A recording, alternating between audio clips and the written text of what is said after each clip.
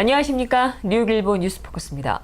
시민참여센터가 7월 6일부터 8일까지 2박 3일 동안 워싱턴 DC에서 제3차 미주 한인 풀뿌리 활동 컨퍼런스 전국 대회를 개최합니다.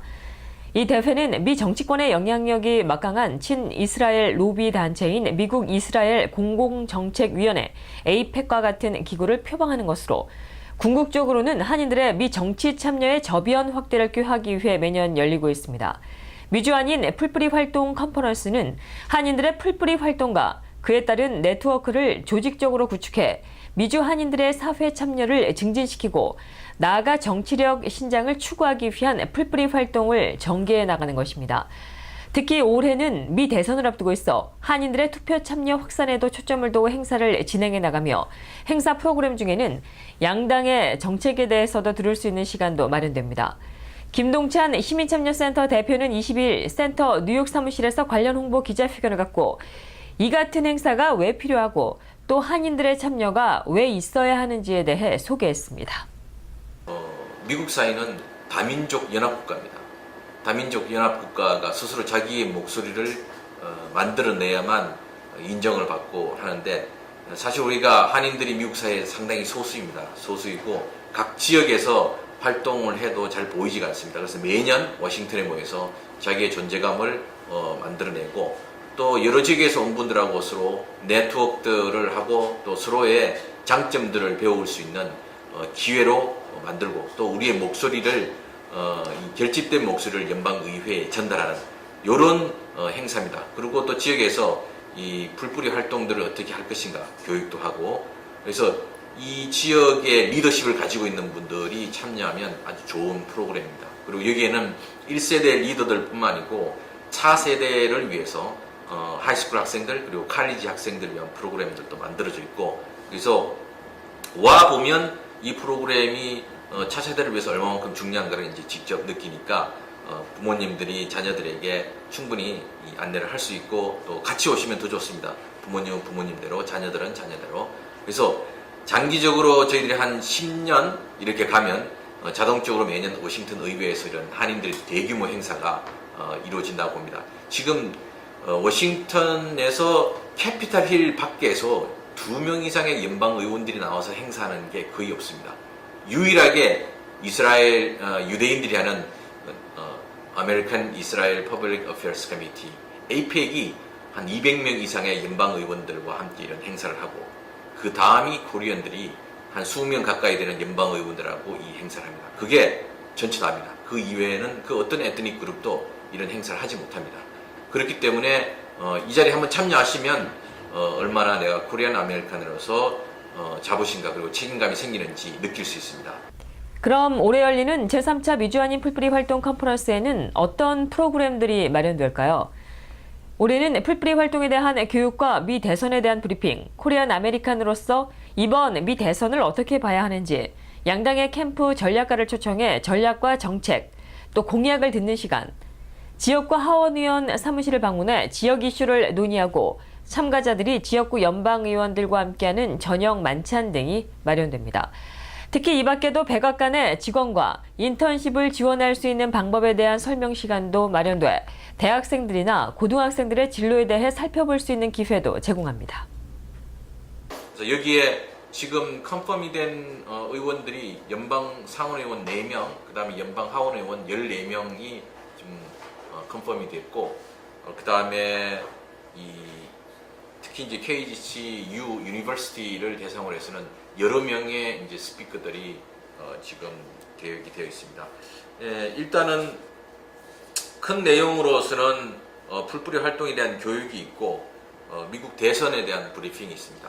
지금 언론을 통해서 보지만 코리안 아메리칸의 시각으로 미국 대선을 어떻게 봐야 될 것인가 그것과 그리고 앞으로 얼마 남지 않은 대선 기간 동안 한인들의 목소리를 높이기 위해서 80% 유권자 등록, 80% 투표 참여를 어떻게 할 것인가 이런 부분들을 합니다. 그리고 각 지역에서 오시면서 예약되어 있는 연방의원 사무실 방문할 때 우리가 어떤 입장으로 방문할 것인가 라는 부분들이 주요 교육 내용으로 들어가고 그 다음에 이제 민주공화 양당의 캠프 전략가들을 초청해 갖고 양당의 정책과 공약을 들어보는 그런 시간도 함께 있습니다. 한 500명 되기 때문에 아마 그 캠프에서 그리고 전국에서 모인 한인들이기 때문에 올 거라고 생각을 합니다. 참가 방법을 먼저 말씀을 드리겠습니다. 일단 7월 6, 7, 8 해서 전국적으로 다른 지역에서 오는 분들은 거의 비행기표를 다 끊었습니다. 비행기표를 다 끊고 먼 지역에서 오는 분들은 250불까지 저희들이 이 비행기표 반값을 지원해 줍니다. 그래서 그리고 뉴욕과 뉴저지의 우리 동포분들 중에서 참가하실 분들은 저희들 웹사이트 kagc.us 로 오셔갖고 등록을 하셔도 되고 아니면 저희들 사무실 718-961-4117로 전화하셔갖고 등록하시는 방법을 저희들이 알려드리겠습니다.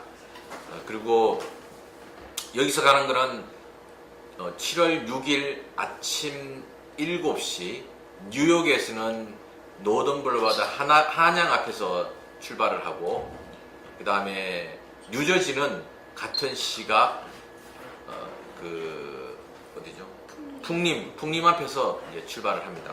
그리고 돌아오는 것은 7월 8일 날 12시경에 버스를 타고 각자 뉴욕과 뉴저지에 저희들이 이제 올 겁니다. 불법 이민자의 추방을 유예하는 버락 오바마 대통령의 이민개혁 행정명령이 대법원의 제동으로 좌초될 위기에 놓이면서 이민과 대법원 구성 문제가 빠르게 대선 주요 이슈로 부상했습니다. 이번 대법원의 결정으로 오바마 대통령은 임기 막바지 주요 업적에 흠집을 얻는 것이 불가피해졌지만 민주당에서는 히스패닉 등 이민자들과 진보 유권자들을 결집시킬 수 있는 기회가 될 수 있다고 23일 미 언론들은 전망했습니다. 이날 연방대법원이 이민개혁 행정명령에 제동을 건 항소법원의 결정에 반발해 정부가 상고한 사건을 찬성 4명, 반대 4명으로 기각한 뒤 민주당과 공화당의 반응은 극명하게 갈렸습니다. 오바마 대통령은 곧바로 미 이민 시스템을 후퇴시킨 판결이라고 비판했고 민주당 대선 후보 힐러리 클린턴 전 국무장관도 가슴 아픈 후퇴라고 말했습니다. 반면에 공화당의 대선 후보인 도널드 트럼프는 대통령의 가장 위헌적인 행동을 막았다고 대법원의 결정을 치켜세웠고 폴 라이언 하원 의장도 대통령이 아니라 의회만이 법을 만들 수 있다며 조심스럽게 환영의 입장을 밝혔습니다. 겉으로 보면 공화당은 웃고 민주당은 실망하는 양상이지만 대선을 몇 개월 앞둔 시점이라는 것을 고려해보면 결국 웃는 사람은 민주당이라는 전망이 나옵니다. 무엇보다 이번 결정이 갈수록 선거 영향력을 키우고 있는 미국의 히스패닉 등 이민자 출신 유권자들을 결집시킬 수 있기 때문입니다. 워싱턴 포스트는 오바마 대통령과 클린턴 등 민주당원들은 이번 판결로 올해 대선에 영향을 미칠 이민 개혁을 둘러싼 정치 싸움에서 유리한 고지를 점할 기회를 확인했다고 평가했습니다. 히스패닉 유권자 수는 올해 2,730만 명으로 4년 전보다 400만 명가량이 증가해 이번 선거에서 더욱더 큰 영향력을 발휘할 것으로 전망됩니다. 영국이 43년 동안 함께 했었던 유럽연합, EU에서 탈퇴하는 선택을 했습니다. 이민 억제와 주권 회복을 뜻하는 통제를 되찾자는 EU 탈퇴 캠프 선언에 동의한 유권자들이 EU 내에서 더 강하고 더 안전하고 더 잘 사는 영국을 내건 EU 잔류 진영의 호소에 공감한 유권자들보다 더 많았습니다. 투표운동 초반만 해도 찬반 진영 각 쟁점은 다양했습니다. 하지만 막판에 유권자들이 찬반을 결정하는 데 가장 중요한 이슈는 이민과 경제로 수렴되었습니다. 영국에서 이민은 비단 경제적인 문제뿐만 아니라 사회적인 문제로 인식되고 있다고 싱크탱크 국립경제사회연구소 조너선 펠로우 연구원은 진단했습니다. 이민자들이 일자리를 뺏고 임금을 하락시키는 불만뿐만 아니라 학교가 부족하고 국민 건강 서비스를 받으려면 장기간 대기해야 하고 주택난으로 집값이 치솟은 것도 늘어난 이민자 탓으로 여겨지고 있다고 설명했습니다. 이 같은 반이민 정세 밑바닥에는 영국 문화가 사라지고 있다는 정체성에 대한 경계감도 깔렸다는 분석도 나왔습니다. EU를 떠나려면 영국은 2년 내에 EU와 협상을 벌여 무역, 국제통제, 국방, 외교, 산업 규제 등 EU 내 규정 전반을 놓고 새로운 관계를 설정하는 탈퇴 협상을 벌여야 합니다. 미국의 주요 언론들은 23일 영국 국민의 유럽연합 EU 탈퇴 결정이 세계 주요 이슈에 미칠 파장을 우려하면서 각국의 단결을 호소했습니다. 일간 뉴욕타임즈는 사설을 통해 수백만 영국민은 위험스러운 미지의 앞날에 도박을 하는 것이 현재 안주하는 것보다 낫다는 결론을 내렸다고 진단했습니다. 이 사설은 영국의 절반은 자국과 EU에서 권력 가부, 특권을 휘둘르는 계층, 그리고 자신을 쥐어짜고 있다는 느끼는 열강 등을 향해 분노와 좌절을 터뜨리는 것이라고 주장했습니다. 또 일간 워싱턴 포스트의 칼럼니스트 앤 애플바움은 EU를 떠나겠다는 영국의 결정은 미국의 경고라는 제목의 칼럼을 통해 앞으로 브렉시트 과정에서 모든 자원이 집중되면서 테러 대응 등 당면 과제가 경시될 수 있다고 우려했습니다. 월스트리트저널은 영국은 독립을 선언했다며 영국 보수당은 영국의 성장 모델을 만들어내는데 분투할 것이라고 짚었습니다. 이상으로 뉴스포커스를 모두 마치겠습니다. 좋은 주말 되십시오. 시청해주신 여러분 고맙습니다.